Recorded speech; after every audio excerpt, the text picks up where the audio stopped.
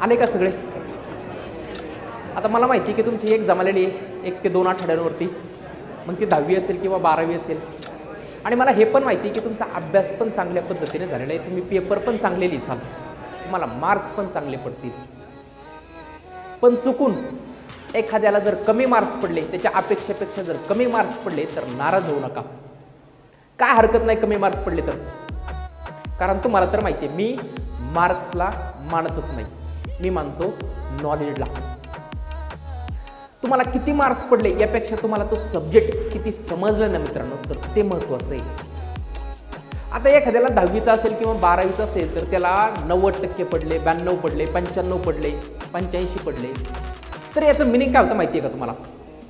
याचं मिनिंग होतं 10वीला जर त्याला 90% पडले असतील तर 10वीचा जो काही सिलेबस आहे ना, तो सिलेबस त्याला 90% समजला, तो सिलेबस त्याला 90% समजला, म्हणजे त्याच्या सिलेबसवरती तुम्ही त्याला 100 प्रश्न विचारले तर त्या 100 प्रश्नापैकी 90 प्रश्नांची उत्तरं तो देणार.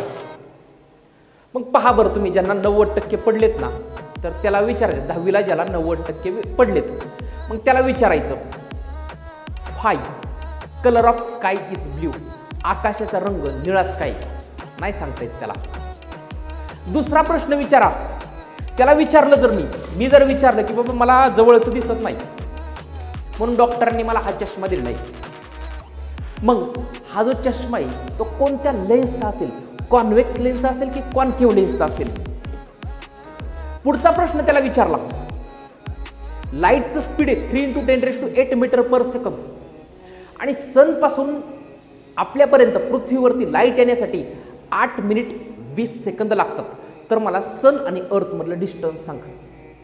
नाही सांगतायत, बऱ्याच मुलांना नाही सांगतायत ज्यांना 10वीला 90% पडलेत, 92 पडलेत, 95 पडलेत, कारण बऱ्यापैकी त्यांनी रट्टा मारलेला असतो. आणि तुम्हाला तर मी वर्षभर सांगत आलोय, रट्टा मारायचा नाही, फॉर्म्युले पाठ करा तुम्ही, पण कन्सेप्ट आधी समजून घ्या. ती कन्सेप्ट समजून घ्या.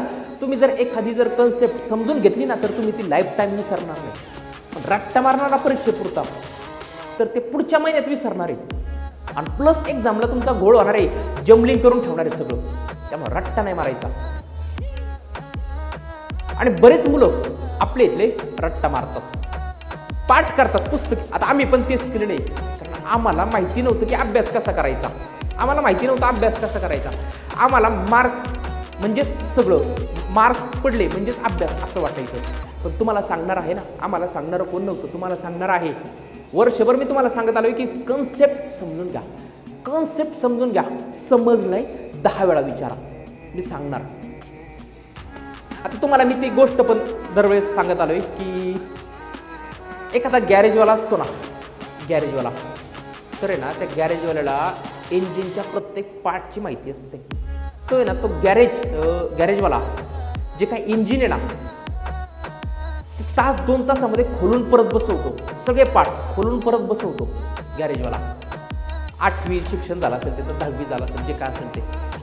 पण तुम्ही जर एखादा मेकॅनिकल इंजिनिअरिंगवाला घेतला ना, मेकॅनिकल इंजिनिअरिंग झालेला, आणि त्याला जर विचारलं ना how to work 2 stroke engine, how to work 4 stroke engine, तर त्याला नाही सांगता येत, कारण त्याने बऱ्यापैकी रट्टा मारलेला असतो.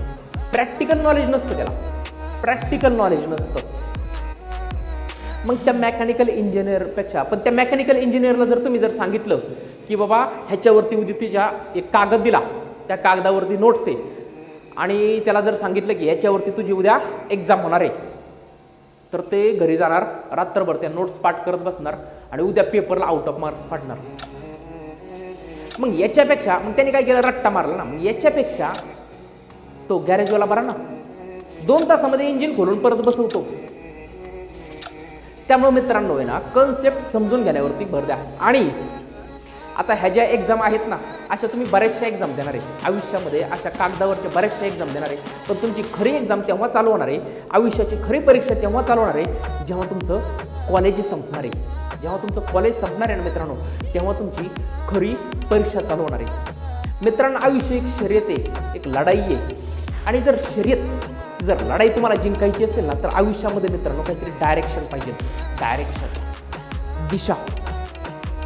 तुम्ही अभ्यासामध्ये किती हुशार आहात किंवा तुम्हाला किती मार्क्स पडतात यापेक्षा तुम्ही किती वयामध्ये, किती कमी वयामध्ये तुमची डायरेक्शन, तुमचं एम ठरवून ठेवलं ना मित्रांनो, दॅट इज इम्पॉर्टंट. तुम्ही किती कमी वयामध्ये ठरवून ठेवले की बाबा मला पुढे जाऊन फ्युचरमध्ये मला याच्यामध्ये करिअर करायचं आहे, आणि त्याच दिशेने तुम्ही किती प्रयत्न करताय, त्याच दिशेने तुम्ही कसा स्टडी करताय, दॅट इज इम्पॉर्टंट. आणि हे जेवढं तुम्ही कमी वयामध्ये ठरवून ठेवसाल ना मित्रांनो, तेवढं तुम्ही आयुष्यामध्ये लवकर सक्सेसफुल होणार. त्यामुळे आपलं डायरेक्शन, आपल्याला पुढे जाऊन काय करायचं आहे हे मित्रांनो ठरवून ठेवा. नाहीतर मित्रांनी ॲडमिशन घेतलं इंजिनिअरिंगला म्हणून मी पण चाललो इंजिनिअरिंगला बोंबलत, मैत्रिणी चालले BComला म्हणून मी पण चालले BComला. असं नाही, तुम्हाला आयुष्यामध्ये करायचं आहे काय हे ठरवून ठेवा मित्रांनो. टार्गेट छोटं असलं तरी चालेल, पण आपले प्रयत्न कमी पडतात का म्हणे. फुल फोकसने आपण त्याच्यावरती फुल फोकसने आपण त्या दिशेने स्टडी करायचा. आता माझे बरेचसे म्हणजे काय म्हणतो आपण, बरेचसे स्टुडंट वगैरे मी पाहिलेत मित्रांनो, बरेचसे स्टुडंट वगैरे पाहिलेत. तर ते स्कूलमध्ये असताना भरपूर हुशार होते, त्यांना मार्क्स पण भरपूर पडायचे, पुढे जाऊन ते शिकले पण, भरपूर डिग्र्या घेतल्या, पण आत्ता आयुष्यामध्ये लाईफमध्ये ते अनसक्सेसफुल आहे मित्रांनो, अनसक्सेसफुल आहे. का माहिती आहे का? कारण त्यांचं टार्गेट नव्हतं. फ्युचरमध्ये जाऊन आपल्याला कशामध्ये करिअर करायचं आहे हे त्यांनी ठरवलं नव्हतं. त्याच्यामुळं एवढ्या डिग्र्या घेऊन, एवढे हुशार असून पण ते अनसक्सेसफुल आहे. आपलं टार्गेट ठरवा मित्रांनो, डिरेक्शन ठरवा. आपल्याला पुढे जाऊन फ्युचरमध्ये कशामध्ये करिअर करायचं आहे हे ठरवा. लवकरात लवकर जेवढं ठरवाल ना, तेवढं तुम्ही आयुष्यामध्ये लवकर सक्सेसफुल होणार आहे. आता माझ्याकडे बरेचसे पॅरेंट्स येतात, त्यांच्या मुलांना घेऊन येतात आणि डायरेक्ट 12वीला येतात बरं का. हे डायरेक्ट पठ्ठे असतात, हे डायरेक्ट 12वीला येतात. मग त्यांना 11वीचं बेसिक काय माहिती नसतं. मग त्यांचे पॅरेंट्स येतात आणि म्हणतात की सर आमच्या मुलाला क्लास लावायचा आहे नीटचा किंवा JEEचा. ठीक आहे, मी त्या मुलाकडं पाहिलं आणि त्याला विचारलं. आता हा असा असतो ना, ह्यांनी 11वी झालं, बेसिक काय माहिती नसतं, 11वीला कॉलेज कधी केलेलं नसतं, ॲबसेंट राहिलेलं असतं कंटिन्युअसली, डायरेक्ट 12वीला आलेलं असतं. 12वीला डायरेक्ट फादरला म्हणतं, वडिलांना म्हणतं की मला नीट करायचे, मला JEE करायचे. तर मी त्याच्याकडे बघितलं आणि त्याला विचारलं की मला अल्काईन मला डिफरन्स. ते खाली बघायला लागलं. त्याला दुसरा प्रश्न विचारला, मला व्हेलोसिटीचं युनिट सांग. सिंपल प्रश्न आहे. त्याला विचारलं की मला व्हेलोसिटीचं युनिट सांग. ते पण नाही सांगता आलं. त्याच्या वडिलांना वाटलं आहे सर काही विनाकारण आपल्या मुलाला काहीतरी अवघड काहीतरी विचारतात बरं का. मी त्याला विचारलं तुला नीट करायची ना, मला -10 + 5 किती सांग, -10 + 5 किती सांग. ते बोटावरती मोजायला लागलं ते. त्याच्या वडिलांना म्हणलं, मी त्याला साधे सिंपल प्रश्न विचारलेले, याची त्याला उत्तर माहिती नाही आहेत. 11वी त्यांनी रेग्युलर केलेलं नाहीये.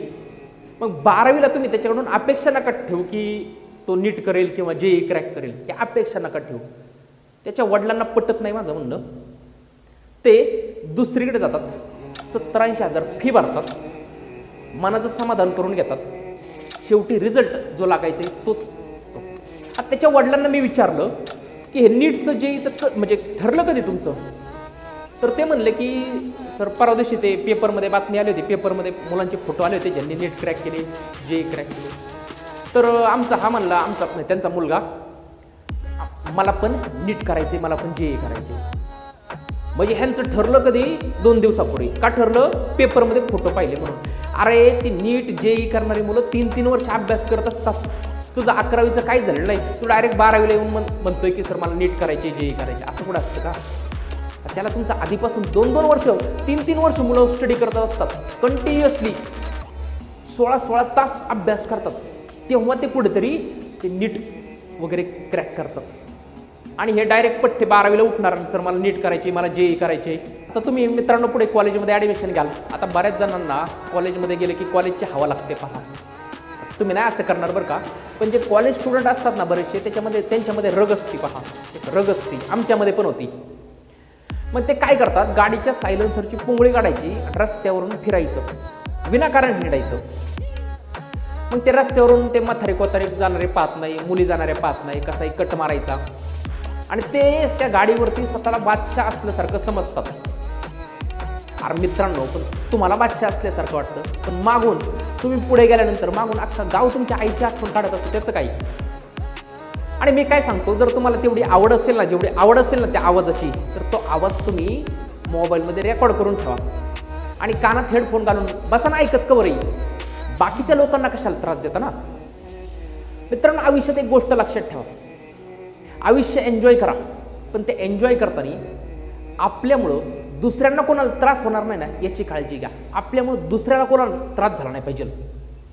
आणि आयुष्यामध्ये स्वतःशी प्रामाणिक राहा, स्वतःशी प्रामाणिक राहायचं. म्हणजे आयुष्यात आपल्याकडून कोणतं असं कृत्य होणार नाही, असं कोणतंही काम होणार नाही जेणेकरून मला म्हणजे तुम्हाला किंवा तुमच्या घरच्यांना नजर खाली घालायची वेळ येईल. आयुष्यात माझ्याकडून असं कोणतंही कृत्य होणार नाही, असं कोणतंही काम होणार नाही जेणेकरून मला किंवा माझ्या घरच्यांना नजर खाली घालायची वेळ येईल. असं कोणतंच कृत्य करायचं नाही, चुकीचं काम करायचं नाही, स्वतःशी प्रामाणिक राहायचं. आणि आपल्याला स्वतःला एक कॉन्फिडन्स पाहिजे, स्वतःला एक कॉन्फिडन्स पाहिजे. मी आत्तापर्यंत काही चुकीचं केलेलं नाही, चुकीचं काम केलेलं नाही, आत्ताही करत नाही, फ्युचरमध्ये पण माझ्याकडून असं कोणतंही चुकीचं कृत्य किंवा चुकीचं काम होणार नाही, हा कॉन्फिडन्स पाहिजे मित्रांनो. आता मी हे का सांगतोय, कारण बरेचसे मी कॉलेज स्टुडंट पाहतो 11वी-12वीचे कॉलेज स्टुडंट अरे सिगरेट ओढतात, तंबाखू खातात. घरून तुम्हाला पैसे दिलेले असतात शिकण्यासाठी, स्वतःच्या ह्याच्यावर तुमची वडापाव घ्यायची पण लायकी नसते आणि घरून पैसे घेता तुम्ही आणि त्याच्या सिगरेट ओढता. मुलांचाच विषय नाही, मुली पण कॉलेजमध्ये एक्स्ट्रा क्लास आहे असं सांगून पिक्चर बघायला जातात. मग आता ह्या जर गोष्टी जेव्हा तुमच्या घरी कळणार आहे मित्रांनो, तर त्यावेळेस तुमच्या घरचे काय विचार करणार आहे पहा ना, खालीच मान घालावी लागणार ना त्यांना. मग त्यामुळं असं कोणतंही चुकीचं काम करू नका, असं चुकीचं कोणतंही काम करू नका. आता ज्यावेळेस तुमच्या घरच्यांना अशा गोष्टी समजतील ना, त्यावेळेस ती म्हणतील अरे आमच्या 500 पिढ्यांनी काहीतरी भयंकर पापं केली असतील, त्यामुळे हे किती जन्माला आले.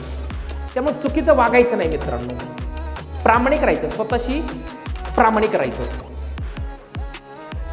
आता पुढे जाऊन तुम्ही कॉम्पिटिटिव्ह एक्झामचा स्टडी कराल. आता मित्रांनो, कोणती कॉम्पिटिटिव्ह एक्झाम कोणती असेल, MPSC असेल, UPSC असेल, कोणती कॉम्पिटिटिव्ह एक्झाम किंवा कशाचाही स्टडी करताना येणार मित्रांनो, आपला कॉन्फिडन्स लो होऊन द्यायचा नाही. बाकीचे बाजूचे लोक काय बोलतात याच्याकडे लक्ष द्यायचं नाही. आता ज्यावेळेस तुम्ही कॉम्पिटिटिव्ह एक्झामचा स्टडी वगैरे करसाल ना, त्यावेळेस बरेच तुम्हाला तुमचे जे रिलेटिव्ह असतील, लांबचे असतील, जवळचे असतील, त्यांच्याकडून तुम्हाला कोणाच्या तरी थ्रू असं ऐकायला येईल की तुमचे रिलेटिव्ह असे बोलले की त्याची साधी शिपाई व्हायची लायकी नाही, क्लर्क व्हायची लायकी नाही, तो काय PSI होणार आहे किंवा अजून कोणती एक्झाम क्रॅक करणार आहे. तर हे आपल्या आजूबाजूचे लोक आहेत ना मित्रांनो, ह्यांचं बोलणं हे काम आहे, पण त्यांच्या बोलण्याचा आपल्या माइंडवरती किती इफेक्ट करून द्यायचा ना, ते आपल्या हातात आहे मित्रांनो, आपल्या हातात आहे. आता ते असे जेव्हा बोलतात ना, त्यावेळेस आपलं माइंड डायव्हर्ट होतं मित्रांनो, आपलं माइंड डायव्हर्ट होतं, आपल्याला समजत नाही काय करायचं, आपण 2-2 दिवस डिस्टर्ब राहतो. त्यांच्या बोलण्याचा आपल्या माइंडवरती परिणाम होऊन द्यायचा नाही मित्रांनो, आपण स्टेबल राहायचं. तुम्हाला माहिती ना, उकळत्या पाण्यामध्ये आपलं प्रतिबिंब कधीच दिसू शकत नाही. आपलं प्रतिबिंब, आपली इमेज पाहिजे असेल ना, तर ते पाणी क्लिअर पाहिजे आणि संथ पाहिजे. त्यामुळे आपल्याला कधी माइंड आपलं डायव्हर्ट होऊन द्यायचं नाही, बाकीच्यांच्या बोलण्याकडे लक्ष द्यायचं नाही मित्रांनो. ठीक आहे, आता बोलायला मी तुमच्याबरोबर बरंचसं बोलू शकतो, दिवसभर बोलू शकतो, तुम्हाला माहिती